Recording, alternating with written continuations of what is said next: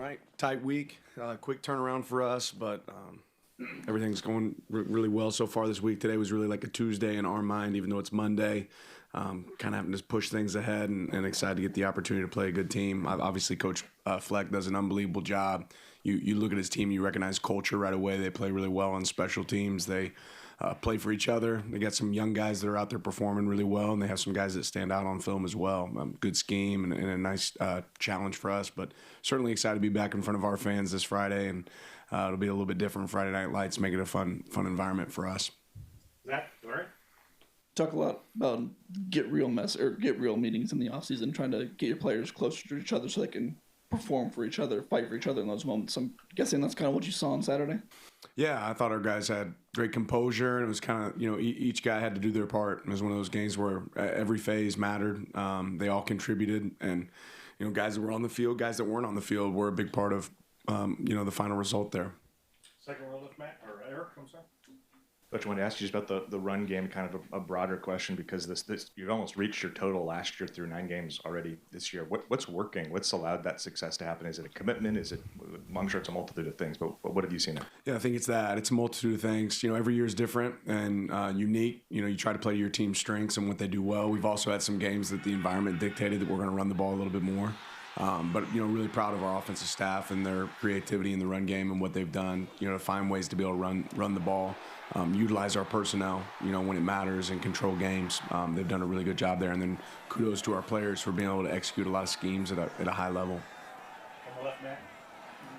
What's the process like when a guy can't go and you find out right before the game starts, or the weather gets really bad, or a guy gets hurt early in the game? What's that process like to maybe morph your game plan, and how do you feel like your staff has kind of handled that the last couple of weeks as that's been a thing? Yeah, I think you always prepare with every scenario in mind, right? And you're always, we do a game day meeting every week that we go through. Okay, if this guy's down, who's next up? What's that take off the call sheet? What's that add? How many things can we work at in multiple personnel groups? Depending on, hey, this might normally be a 12 personnel play, but now it's going to be an 11 play. Can different guys do that? So we try to go through a lot of those scenarios in advance and play a lot of that out. And then sometimes it happens within the game. Sometimes it happens before the game. James. Wanted to get an update on each of those guys. Yeah, and I'm not going to hop into update, but if they're ready, they'll play. Right here on the left, John. Just wondering what you made of Janoris' performance and how he handled being able to step into that situation at right guard or right tackle. Yeah, I thought he did some things really, really well. There's certainly some moments to have back. Jumped off sides there early in the game, but overall, I thought he played a complete game. To be able to keep our quarterback clean in that game was good. We obviously didn't throw it as much, but I thought Janoris did a good job. Zach. Similar question with Mateo. It seemed like he did a really good job of setting the edge. After watching the film, how do you think he did? Yeah, I mean, ultimately, I thought our run defense did, a really good job. We gave up a couple explosives, and it wasn't from that. But Mateo, Tatum, our front, I thought they did a good job up front of controlling guys, doing more with less at times. But ultimately, I thought he played a good game. Back right, Jack. You mentioned it earlier, just talking about Coach Fleck, what he's brought to that program, the consistency, especially in the postseason as well. What have you seen from him? What are your first impressions on Coach Fleck and what he's done with that program, especially looking at this year? Well, I've got to get to know him a little bit more since, our move to the Big Ten here. And just everything I thought I knew about PJ is not really what I knew. He's an unbelievable human, has a cause, believes in what he believes in. Like I said, you watch his team play and you can see it on film, the energy that they play with, how they do things. I think he's just a guy that does it the right way and, has been very consistent with his message and how he attacks. He challenges you in a lot of ways in all phases, prepares the right way. So, just a lot of respect for him and his program. Yeah, you talked last week before the Iowa game about how much you were focusing on the return game, and then you talked after that game about how happy you were with what went well. What specifically went really well for James and then the Gunners, and then how much of it was specific to what Iowa was doing or what translates to this week? Yeah, each week's different, but we felt like 21 for them obviously could be a game changer in the return game, and I think he ended up with negative return yardages and punt, and I think we had what we would call a TFL on kickoff. Whenever you're able to pin him inside the 25, so our kicking game in that area certainly won, and those guys stepped up. Left, Eric. Get a chance after the game to ask you about Brandon and the 2 fumbles he forced, and just speak to him. We've seen what he does in coverage. This is maybe something that pop that was a little different from what we'd seen in the past? Yeah, I thought first off, I think it's a really good call by Coach Lapoy, recognizing again personnel and what we want to be in those scenarios. Something we had talked through, and then being an aggressive run fitter there for Brandon, putting his hat on a helmet, and then guys chasing the ball. Bear chasing the ball and guys chasing the ball to be able to get it out. So we want to be a team that attacks the ball, especially in wet conditions. Those are opportunities that you can get it out, and we did that on Saturday. Zach, all right. That throw from Dante was probably one of the better ones we've seen in games from him. Just you've seen a lot more of him than we have. Just curious where it ranks for you. That's pretty high. It was a good one. It was certainly a good one. James.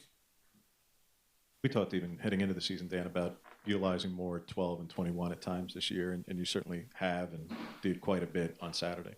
How much of that was part of the plan going in because you knew you'd be a little shorthanded, and how much of that became necessity once Gary went down in particular? Ultimately, all a combination of both. You try to figure out who you have early in the season, and also what you like. And we happen to like both. We've been really good. I think we've probably had more 21 personnel sets than any other team in the conference this year, and that goes back to trying to utilize the personnel that we have. We feel really confident about our guys in 12, and really like our guys in 11 too. So.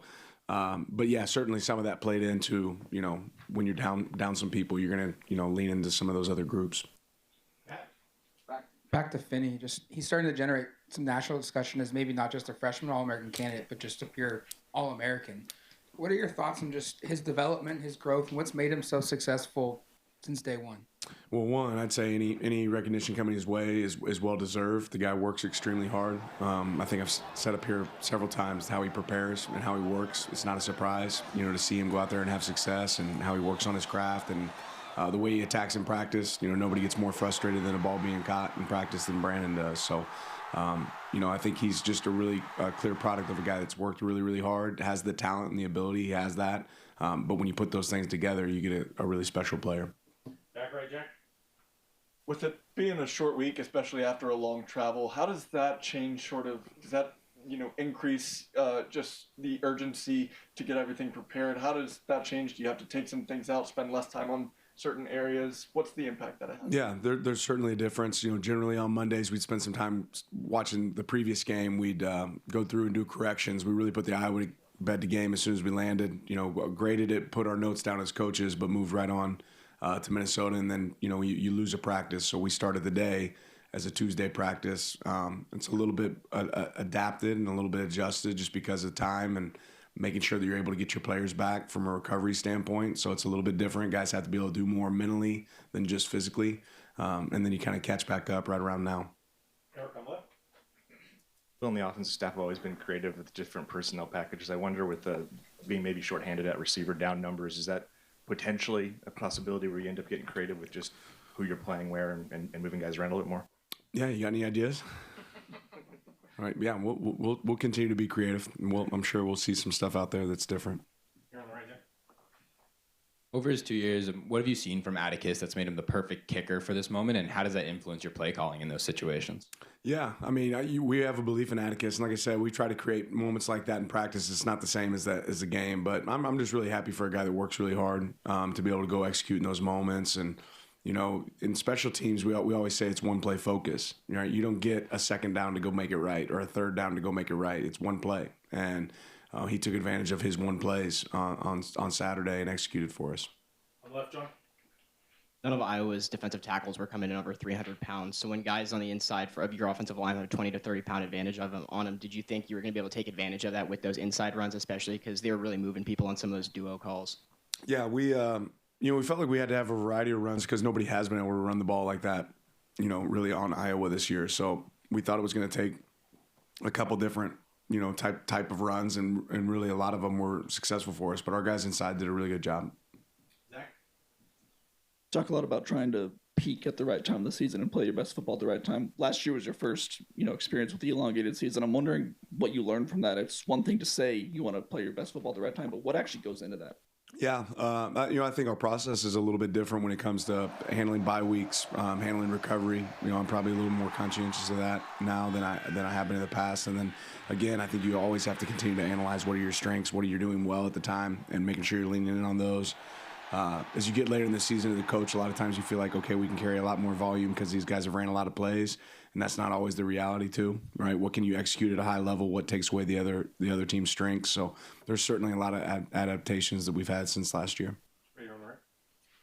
You just talked about the conversation with some of the guys who weren't going to be able to go was that you're a coach on the sideline. What did that actually look like in the game?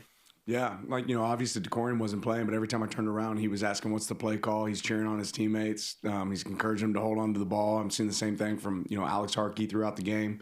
So just seeing those guys involved, they're there, and they could be spectators, but they didn't make that choice. They made the choice to be out there and coaching the guys on the field, which is awesome. James. Minnesota's obviously really disrupted from their front seven, the nation's leaders. What has made them that way collectively, and specifically about Smith, Zero, just what makes him that effective? Yeah, they do a great job of getting after the quarterback, right? And they pin their ears back, especially when they have opportunities, and do a good job of recognizing. They do a good variety of things on defense, right? There's a lot of change-ups, but when they get to advantageous situations to rush the passer, they take advantage of it. So when it's 3rd and long, they pin their ears back and they go. And they win up front. They create one-on-ones. They do some different things with their front. They play a variety of coverages. But those guys up front have really made it tick for the guys in the back end. And obviously they've created some negatives. Yeah. What did you take of Malik Benson's blocking and just the opportunity to stay ready for his moment? His snaps were down maybe before Rutgers PFF grades say he had like a season high in grading for blocking. It's like 16 points higher than anything else. But just his opportunity of being ready and being able to perform with the catching and the blocking. Probably the piece that I was most excited to see, and obviously Malik made some great plays throughout the game, with the catch at the end. But to go in there and field punts when that wasn't necessarily something you're attempting to do in the rain, I thought was really impressive. But Malik's been an unbelievable teammate this entire year. He's been an explosive playmaker for us. He's done some things really, really well. I thought he blocked well. I thought he had a good game. I thought he did really well. Zach. Small sample size. We got to see Platt out there a little bit in some big moments. What did you see from him that you liked after watching film? Yeah, more than anything, I liked what he did in practice. He hadn't been available, and he came out really firing in practice this past week. He's going to be able to help us in special teams. He's going to continue to be able to grow in a role as a linebacker for us. But he's running to the ball. He's playing like his hair is on fire, and he looks fresh. Eric. Thoughts on Minnesota's quarterback? He's a young quarterback, and kind of the ups and downs, the ebbs and flows, kind of normal for a player, but the highs have been really high. What's been good when it's been good? Yeah, it's impressive, to have a freshman playing at the level he's playing, and he can make a lot of the throws. I think he's a true passer, right? He's got the ability to make those throws. He gives his wideouts an opportunity to make a play down the field, like he's going to give him a chance. And ultimately, he's executed, pretty well in that. They passed the ball successfully, and a lot of that starts with him. He's a guy that can go through progression. He's able to do, things that you would ask a quarterback that you don't necessarily see from a freshman very often. He's able to do that. James. For about 16 months now, you've opened each team meeting with 4 and 5, and didn't know if the news on the weekend about the conclusion of Kyrie's situation, if you address that with either some of the older guys who did get to play with him, or I believe Brandon specifically has a relationship there with the family, if that's anything you've had a chance to discuss with some guys. I haven't, no. Right, Jack. Coach, I'm sure I've asked you this before earlier in the season, but Dante Moore during the 2-minute drills, that seems to be when he's, his poise and confidence level is shown the most from a coaching standpoint. What do you see out of him that has that ability to have so much success in those 2-minute drills? Yeah, cool under pressure. I didn't realize this, but this was Dante's first opportunity to actually come back from being down in a 2-minute drive. And he said that to me in his career, right? Not just in this game, but in his career, which I think is pretty awesome for him to have that moment. But he's cool, calm, and collected, executed at a high level. All the way up for you, Coach. Thank you. Thank you.